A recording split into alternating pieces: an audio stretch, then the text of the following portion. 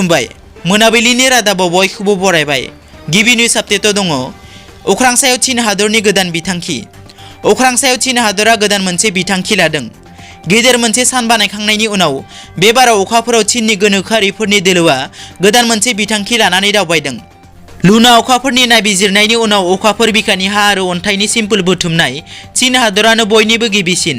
बे सिम्पोलनि जोहै ग्रहसानि आगुनि सोमोन्दै नायबिजिरनो हानाय जागोन होनना मिजिंथिदों चीन हादरनि गोनोखोआरिफोरा। बे नायबिजिरनायनि गेजेरजों हादरजों लोगोसे अख्रां सायाव चीन हादरा माबा मोनसे गोदान दिहुनथाय खालामनो हागोन होनना मिजिंथिदों। मख'नो गोनांदि चीन हादरा अख्रां सायाव थाद'नाय गैयै गावसोरनि गोहोखौ दिन्थिफुंनानै बयखौबो सोमोनांहोनो हादों।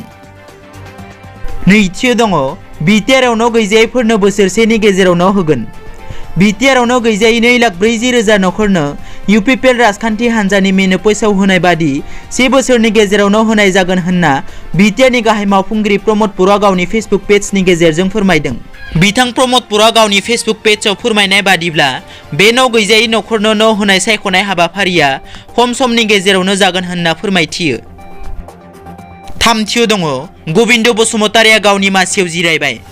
थांनाय 15 डिसेम्बर मंगलबार खालि बड'फा नोगोरनि ग्रीनफिल्डआव समायखिरा लानायनि उनाव BTR नि लेङाइ गाहाय मावफुंगिरि गबिन्द बसुमतारिया दिनैनिफ्राय गावनि मासियाव जिरायबाय।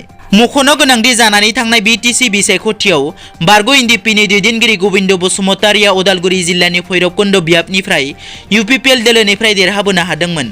बिथां गबिन्द बसुमतारिया बर' बिमानि थार बिर जोहोलाव, बर' हारिनि दावहारु, बड'लेण्ड आर्मि दाजिमगिरि गाहाय नेहाथारि, 34 बोसोर हारिनि थाखाय जिउ बाउसोमबोनाय सैथो हारि सिबिसुला।